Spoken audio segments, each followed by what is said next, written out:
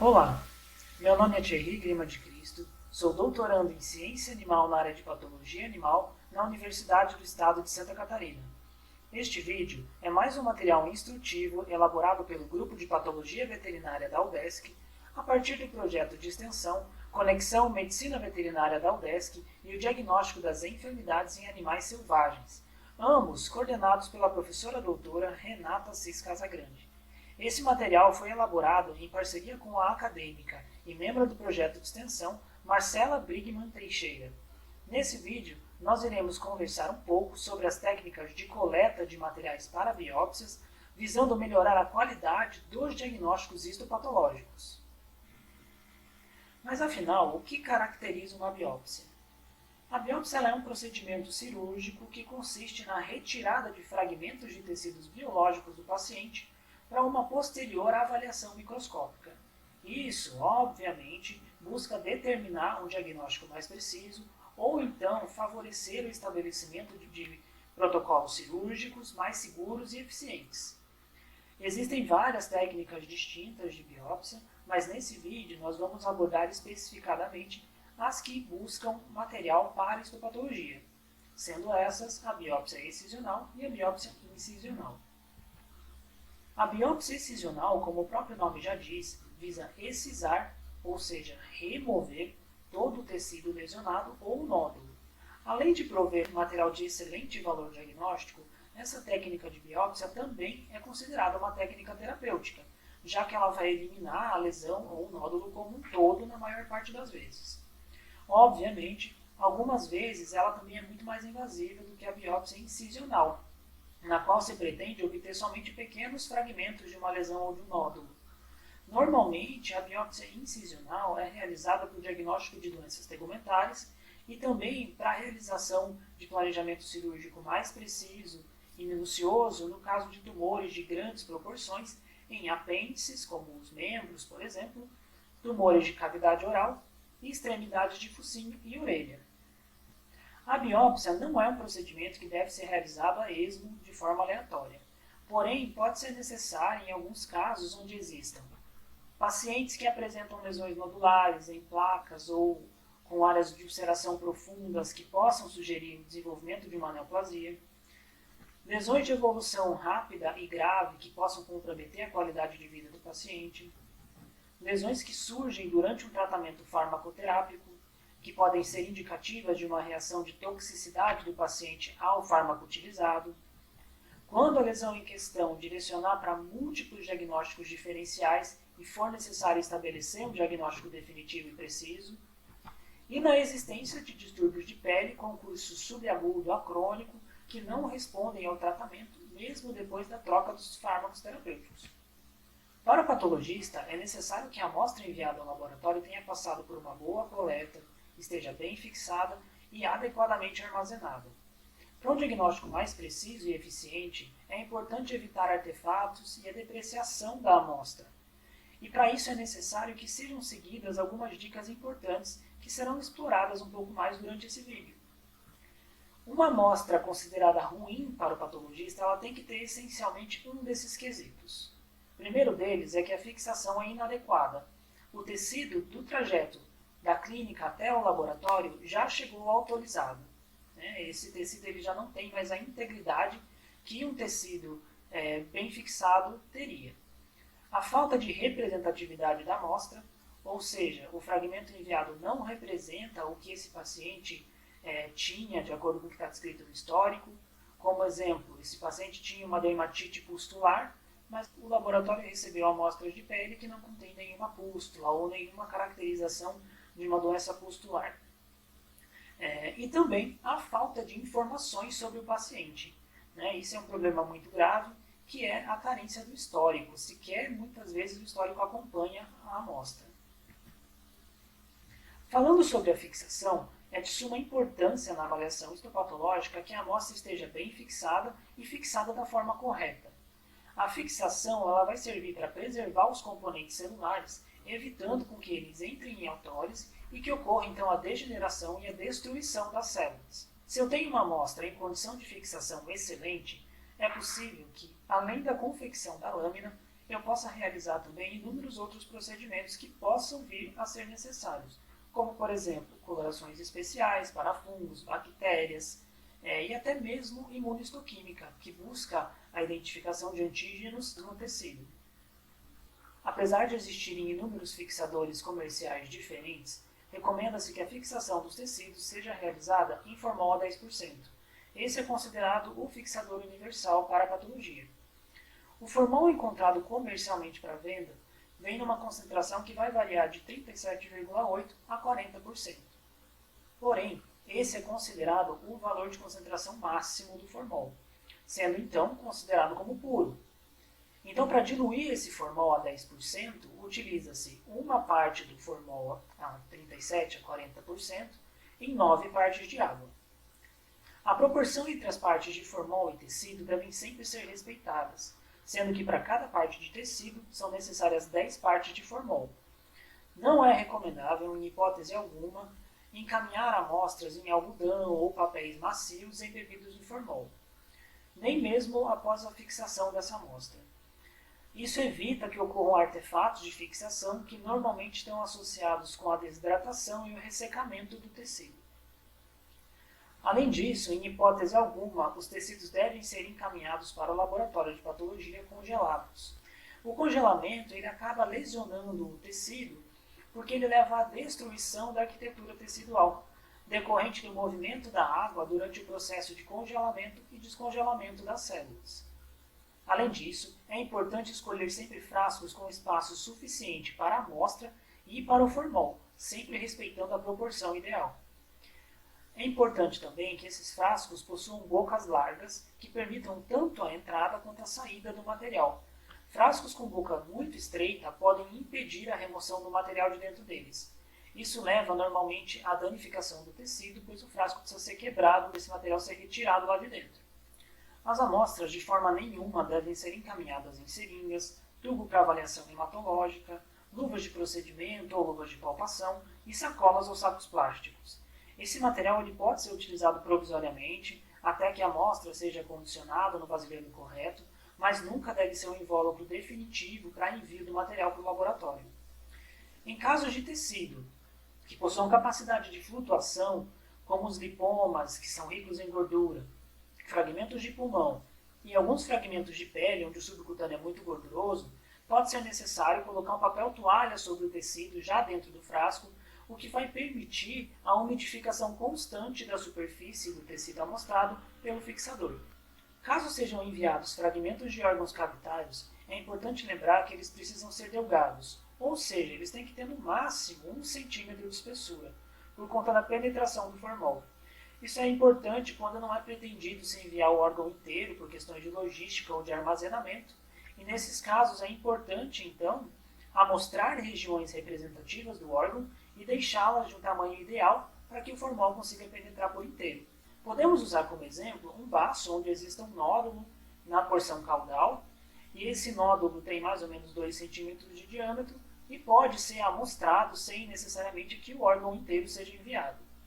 Então se faz a secção, removendo um pedaço do nódulo junto com o baço ainda íntegro, e se envia somente esses fragmentos para o laboratório. Não há necessidade de se encaminhar o órgão inteiro. Ressalta-se também que órgãos tubulares, como o intestino, por exemplo, não devem ser enviados fechados com a matéria orgânica no seu interior. A matéria orgânica, em contato com a mucosa, ela vai acelerar o processo de autólise e dificultar a fixação do material, o que vai prejudicar a mucosa do órgão, comprometendo a avaliação histopatológica. Para o caso de massas com grandes proporções e tecidos com cápsulas muito espessas, é recomendável que sejam realizados cortes na superfície capsular que permitam a penetração do formol, fazendo com que haja fixação do material como um todo. No exemplo do slide, a gente consegue observar um tumor de ovário e que provavelmente não teria fixado por completo se não fosse cortado ao meio. Nos testículos, é importante lembrar que o corte nunca deve ser feito sobre o epidídimo, mas sim na face contrária ao epidídimo, para que não haja danificação dessa estrutura. Além de bem fixada, toda amostra enviada para a histopatologia deve ser representativa, ou seja, ela tem que demonstrar adequadamente a lesão que você quer que o patologista veja. No caso de grandes nódulos ou fragmentos de pele, não é recomendável encaminhar somente amostras do centro da lesão. Normalmente há necrose nesse local e isso acaba comprometendo o resultado final. No exemplo desse slide, temos um rim de um gato com um grande nódulo branco partindo da pelve renal, onde na extremidade caudal, onde vai aparecer esse círculo, há uma área avermelhada, já aprofundada e muito friável, que é possível foco de necrose. Se essa parte for enviada para análise, há grandes chances de que não seja possível a determinação de um diagnóstico preciso. Já se nós amostrarmos o quadrado indicado ali acima, observa-se que, além de uma porção do tumor, aparentemente íntegra e sem alterações, há também um pedaço do rim que está adjacente ao tumor. Esse fragmento seria ideal para avaliação. Ele permitiria não só avaliar o tumor, mas também ao órgão ao qual ele está se originando ou está aderido. As lesões podem ser colhidas na sua totalidade e, se possível, com uma margem que permita avaliar o tecido normal adjacente, como que a gente observa dentro desse círculo tracejado. Então a gente tem tanto o nódulo quanto ainda uma porção de pele aparentemente normal. Esse fragmento representaria com grande qualidade a lesão. Já em lesões muito extensas, onde não é possível a remoção de grandes fragmentos de tecido, como observamos no plano nasal desse gato, opta-se então pela coleta de amostras da área de transição, que são essas áreas indicadas pelos círculos tracejados amarelos.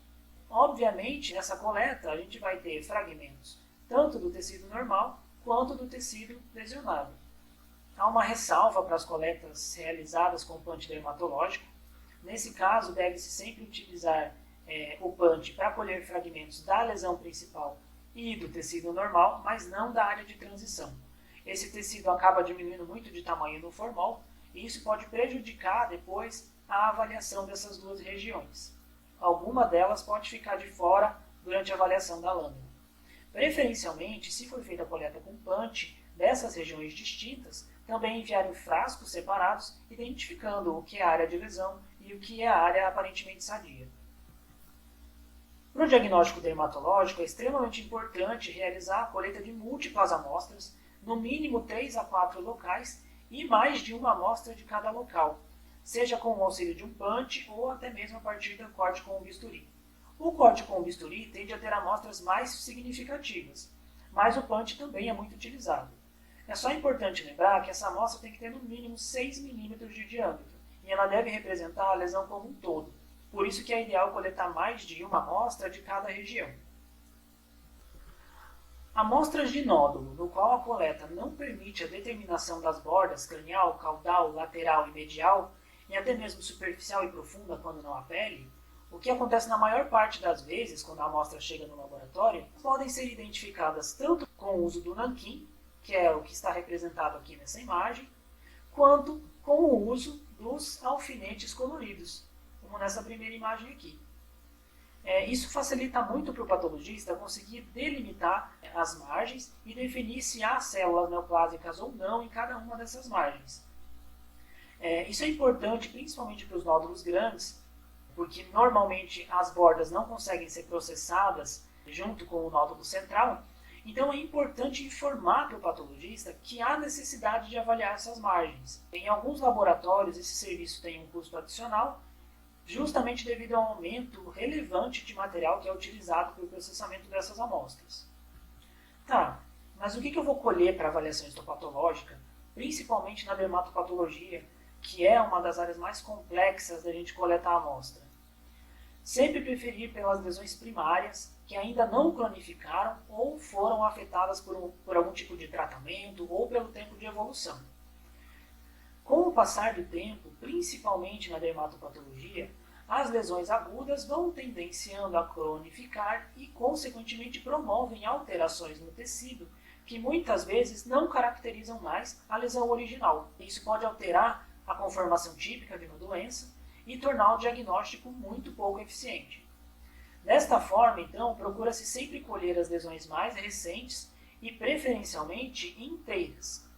Desse exemplo, então, de lesões primárias, nós incluímos as pápulas, que são essas pequenas elevações circulares avermelhadas, eritematosas, que elas podem indicar enfermidades alérgicas, tóxicas ou até mesmo inícios de enfermidades autoimunes e imunomediadas.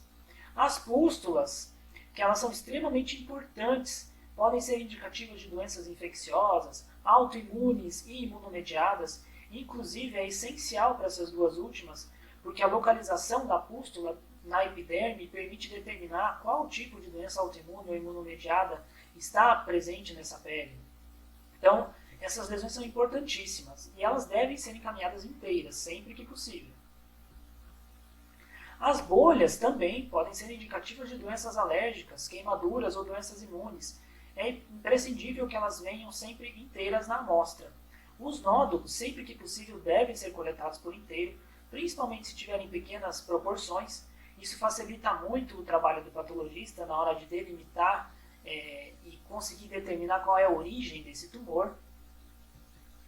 As áreas com alteração de pigmentação, preferencialmente a amostra deve compreender tanto a área de pele pigmentada quanto a área de pele sem pigmentação, então uma área de transição entre essas duas regiões, e se for na região mucocutânea, uma região de pele glabra e hipopigmentada e uma região de pele hirsuta, com os pelos ainda íntegros.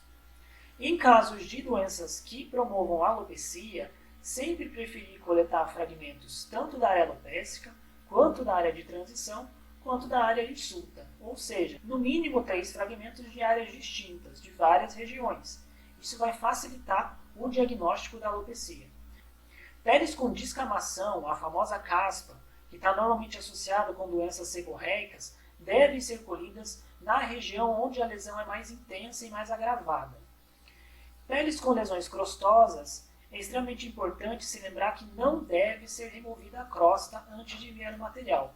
A gente acha que vai ser uma questão higiênica, deixar aquela pele limpa para o processamento, mas isso não é o ideal.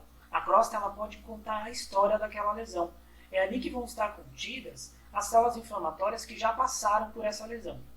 Então, mesmo que a crosta caia do fragmento, é importante que ela seja enviada junto com ele, sempre lembrando que isso deve estar descrito no histórico da amostra, que vai ser enviado. Quanto à produção de artefatos durante a colheita de amostras, é importante lembrar que o uso de bisturi elétrico ou termocautério ele deve ser evitado, principalmente na colheita de fragmentos muito pequenos ou até mesmo na colheita de pele. Esse tipo de equipamento ele promove abundantes artefatos de queimadura, vai acabar enrijecendo as bordas do tecido e danificando estruturas importantes. Além disso, a queimadura na periferia pode impedir a penetração do formol. Mesmo que o tecido seja pequeno, ainda assim pode ter interferência na fixação. Além disso, é importante, principalmente no diagnóstico dermatológico, que o tratamento, se for tópico ainda mais, seja interrompido por pelo menos 2 semanas, principalmente se for realizado com corticoide. Esse tratamento com corticoide pode limitar a reação inflamatória ali na lesão, impedindo que seja determinado um diagnóstico preciso. Então, como que vai ser realizada essa biópsia? Obviamente, o médico veterinário responsável pela colheita sabe qual o procedimento que ele deve adotar para fazer a amostragem. Porém, alguns detalhes devem ser reforçados e que fazem toda a diferença para o patologista. Isso principalmente para a lesão não neoplásica. Na lesão neoplásica não há tantos problemas. A amostra normalmente vem com fragmentos de nódulo ou até mesmo com o nódulo inteiro e isso não compromete tanto a amostra. Mas para as lesões não neoplásicas, predominantemente as lesões cutâneas, é importante que não seja realizada nenhum tipo de limpeza nessa pele. Essa limpeza pode acabar destruindo estruturas importantes, como crostas, pústulas e vesículas, que são muito sensíveis à limpeza e normalmente têm uma película de revestimento muito fina, e acaba interrompendo ali aquele processo e, consequentemente, comprometendo o diagnóstico. Lembrar sempre que a área a ser biopsiada não deve ter recebido nenhum tratamento tópico pré-cirúrgico, nenhum tipo de trauma ou escoriação, ou seja, não se deve ter feito raspado, o animal não deve ter lambido com frequência ou então tentado arranhar para coçar essa lesão. Isso interfere no diagnóstico histopatológico. É importante também se lembrar que a tricotomia não deve ser realizada de forma nenhuma com o tricótomo elétrico, a maquininha de corte de pelos. É ideal que ela seja realizada com a tesoura, bem próxima à epiderme, evitando assim que haja uma reação imune imediata naquela pele normalmente relacionada com a lâmina. É importante também lembrar que, como as amostras cutâneas são múltiplas e de múltiplas regiões, é importante que elas sejam acondicionadas em frascos distintos. Então, se eu colher amostras do dorso esquerdo e do dorso direito, é importante que essas amostras venham em frascos separados, para que não haja conflito na hora da análise. Não necessariamente as amostras vão representar o mesmo diagnóstico em cada um dos lados. É imprescindível que a amostra seja acompanhada de um histórico completo e satisfatório, que permita ao patologista, então, montar mentalmente esse paciente e arquitetar a lesão exatamente onde ela está e como ela é. Informações como espécie, raça, sexo e idade são imprescindíveis. Para os cães, é importante informar o porte do paciente, principalmente se esse animal não tiver uma raça definida, e também se é possível distinguir alguma característica racial específica. Por exemplo, apesar desse cão ser sem raça definida, ele tem características raciais semelhantes a de um poodle, por exemplo. Isso pode auxiliar o patologista a se guiar para doenças raça específicas. Para pacientes oncológicos, principalmente, é extremamente importante informar a localização exata do tumor, se esse tumor possui características macroscópicas bem demarcadas, qual é a forma, o tamanho, a consistência, a cor, se ele está aderido ou não no subcutâneo ou na musculatura, se ele está partindo de uma estrutura óssea. Isso é extremamente importante para a definição de diagnósticos mais precisos. O tempo de evolução informado pelo tutor também é bastante importante. Isso vai conseguir mostrar ao patologista que aquela lesão não necessariamente se iniciou naquele momento, ou então que aquela lesão está retornando, está voltando à ativa.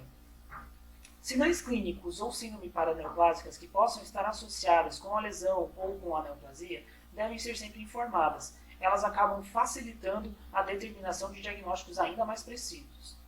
Resultados de exames anteriores, sejam eles hematológicos, biópsias, citologias ou até mesmo exames de imagem, podem esclarecer muitas dúvidas do patologista quanto ao contexto geral da amostra. A realização de tratamentos anteriores, tópicos ou sistêmicos, deve ser sempre informada no histórico. É importante para o patologista saber se aquela lesão que tem características bacterianas, por exemplo, estava anteriormente associada a uma bactéria, porém, com o uso do antibiótico, ela não se encontra mais ali. Isso facilita o entendimento da lesão, de como ela surgiu, qual é a fisiopatogênese e como ela está decorrendo nesse paciente. Para o patologista, não há excesso de informações. Toda informação fornecida será usada da melhor forma possível na elaboração do diagnóstico final. E é sempre bom lembrar que o envio de mais de um fragmento de locais distintos se faz necessário para um bom diagnóstico. Todos os detalhes explanados durante essa apresentação, eles podem parecer puro preciosismo da parte do patologista, mas na verdade eles estão visando o diagnóstico em excelência para favorecer o tratamento e a resolução do problema do seu paciente. O material enviado passará por inúmeros processos dentro do laboratório até chegar à lâmina que vai ser avaliada pelo patologista. E muitos desses processos são totalmente dependentes da qualidade da amostra, que começa na colheita até a chegada no laboratório. Para finalizar, então, eu gostaria de deixar meus sinceros agradecimentos aos acadêmicos de medicina veterinária e participantes desse projeto de extensão, que foram responsáveis pela elaboração do material instrutivo do grupo de patologia veterinária.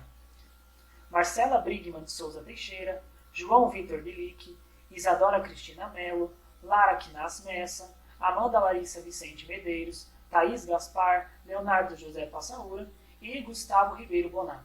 Muito obrigado a todos pelo empenho e pela dedicação. Obrigado por assistir e fique por dentro das atividades do grupo de patologia veterinária da UDESC a partir do nosso perfil no Instagram. E se houver alguma dúvida, pode entrar em contato tanto por esse perfil quanto também pelo nosso e-mail institucional.